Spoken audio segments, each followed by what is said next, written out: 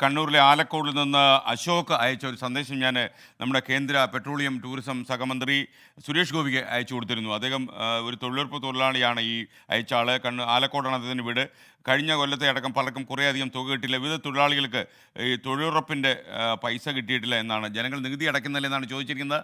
നമ്മുടെ കേന്ദ്രമന്ത്രി നമുക്കൊപ്പം ടെലിഫോൺ ലൈനിൽ ഇപ്പോൾ ചേരുകയാണ്. Good morning Shri Suresh Gopi. Very good morning. Very good. സുഖമായിരിക്കുന്നു എന്ന് കരുതുന്നു താങ്കൾ? സുഖമായിരിക്കുകയല്ല. അത് കുഴപ്പമില്ല, കേന്ദ്രമന്ത്രിയാകുമ്പോൾ അത്യാവശ്യം തിരക്കൊക്കെ വേണ്ടേ. ഓക്കെ, അപ്പോൾ ഞാൻ ഇങ്ങനെയുള്ള ചില സംഭവങ്ങളൊക്കെ അങ്ങേക്ക് ഫോർവേഡ് ചെയ്യാൻ തീരുമാനിച്ചു. അങ്ങയുടെ ദിവസങ്ങൾ ത്രിപുരയിലാണുള്ളത്. ഇവിടുത്തെ ടൂറിസവും പെട്രോളിയം നാവിഗേഷനും ഒക്കെ ആയിട്ട് ബന്ധപ്പെട്ട് പ്രത്യേകിച്ച് ഓയിൽ ആൻഡ് നാച്ചുറൽ ഗ്യാസിന്റെ ഒരു ആധിക്യമാണ് ഇവിടെ ഉള്ളത്. അതുമായിട്ട് ബന്ധപ്പെട്ട് അതുപോലെ ആസ്പിറേഷൻ ആൻഡ് ഡിസ്ട്രിക്ട്സ് പ്രോഗ്രാംസിന്റെ ഭാഗമായിട്ട് IT മന്ത്രി ശ്രീ ജ്യോതിരാദിത്യ സിന്ധ്യ 3 ദിവസത്തെ ടൂറിന് ഇങ്ങോട്ട് അയച്ച് വന്ന് അത് അറ്റൻഡ് ചെയ്തുകൊണ്ടിരിക്കുക. ഇന്ന് 2ാമത്തെ ദിവസം. ഓക്കെ. അപ്പോൾ യഥാർത്ഥത്തിൽ ഈ നമ്മുടെ കണ്ണൂരിലെ ആലക്കോടുകാരനും പറഞ്ഞു താങ്കൾക്ക് തന്നെ അത് അയക്കണമെന്ന് പറഞ്ഞുകൊണ്ടാണ് ഞാൻ താങ്കൾക്ക് വാട്സപ്പിൽ അത് ഫോർവേഡ് ചെയ്തത്. എനിക്കത് വന്ന ഉടനെ ഞാൻ അത് ഏറ്റെടുക്കാൻ തീരുമാനിച്ചതിനകത്ത് ആലക്കോടുകാരന്റെ ഒരു രാഷ്ട്രീയ കുത്ത് അതിനകത്തുണ്ട്. അതാവശ്യമില്ല. ജനങ്ങൾ ചുങ്കം അടയ്ക്കുന്നത് കൊണ്ട് തന്നെയാണ് ഇതൊക്കെ നടക്കുന്നത്. അത് നമ്മൾ ഓർമ്മിപ്പിക്കേണ്ട കാര്യമില്ല. അതിനകത്തൊരു രാഷ്ട്രീയ വേലയുണ്ട്. അതിന്റെ ആവശ്യമില്ല. പക്ഷെ കാര്യം സീരിയസ് ആണ്. പക്ഷെ അതിന് തിരിച്ച് ഞാൻ ഒരു രാഷ്ട്രീയ കുത്ത് നൽകിയാൽ വേദനിക്കും. അതുകൊണ്ട് ഞാൻ അത് പറയുന്നില്ല. ഇലക്ഷൻ പ്രചരണ കാലത്ത് ഇതേ വിഷയം ഞാൻ ആ കുത്ത് വെച്ച് തന്നെ പറഞ്ഞിട്ടുള്ളതാണ് കേരളത്തിൽ. അപ്പൊ കേരളം അത് മനസ്സിലാക്കി ഒരു പൊളിറ്റിക്കൽ സെൻസിബിലിറ്റിയോടെ കാര്യങ്ങൾ ഉന്നയിക്കുമ്പോൾ ഒരു പൊളിറ്റിക്കൽ സെൻസിബിലിറ്റി വേണം. നമുക്ക് അറിവില്ലെങ്കിൽ കൂടി ഇതിന് ഇന്ന കാരണങ്ങൾ ഉണ്ടാവാം എന്ന് പറയുന്ന അവിടുത്തെ രാഷ്ട്രീയ പരിസ്ഥിതി മനസ്സിലാക്കൽ ഉണ്ടായിട്ട് ഇങ്ങനെയുള്ള വാക്കുകൾ ഉപയോഗിക്കാവൂ. അതൊരു അപേക്ഷ. മറിച്ച് അത് ഞാൻ ഉടനെ തന്നെ വകുപ്പ് മന്ത്രിയുമായി ബന്ധപ്പെട്ട് വേണ്ടി വന്നാൽ പാർലമെന്റിൽ ഈ വിഷയം അല്ലെങ്കിൽ തന്നെ വേറെ വിവിധ കാര്യങ്ങൾ വെച്ചിട്ട് തൊഴിലുറപ്പ് പദ്ധതി മേഖലയിൽ ഇപ്പോ ഞാൻ മെനിഞ്ഞാന്ന് പിന്നെ മാവോയിസ്റ്റുകൾ കൊന്നൊടുക്കിയ ജവാന്റെ വീട്ടിൽ പോയപ്പോ അവിടെ ഒരു 100 തൊഴിലുറപ്പ് പദ്ധതിയിലെ സ്ത്രീകൾ വന്ന് പറഞ്ഞ ഒരു കാര്യമുണ്ട്.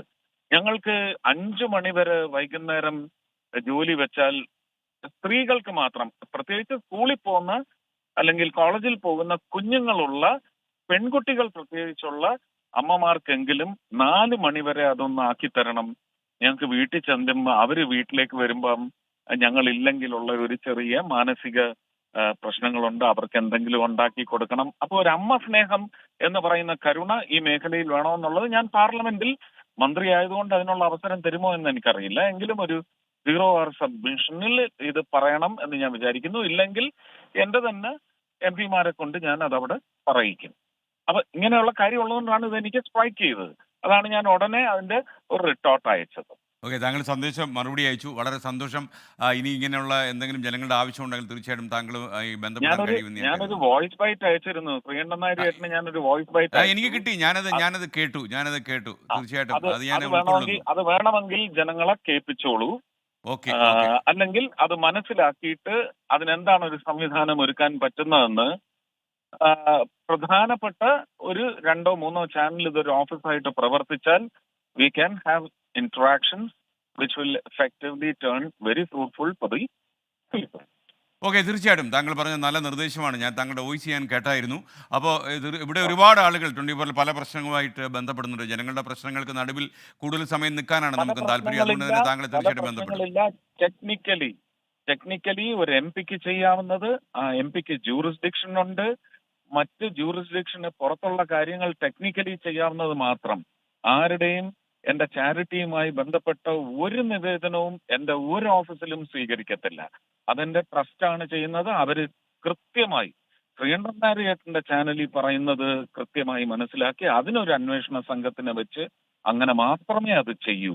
ആരും അതിനുള്ള അപേക്ഷയുമായിട്ട് വരികയേ വേണ്ട. ഇത്രയും നാളും ചെയ്തത് അങ്ങനെയാണ്. Okay, thank you. അപ്പോൾ താങ്കൾ സുഖമായിരിക്കട്ടെ. എല്ലാ ആരോഗ്യങ്ങളും. Okay, thank you.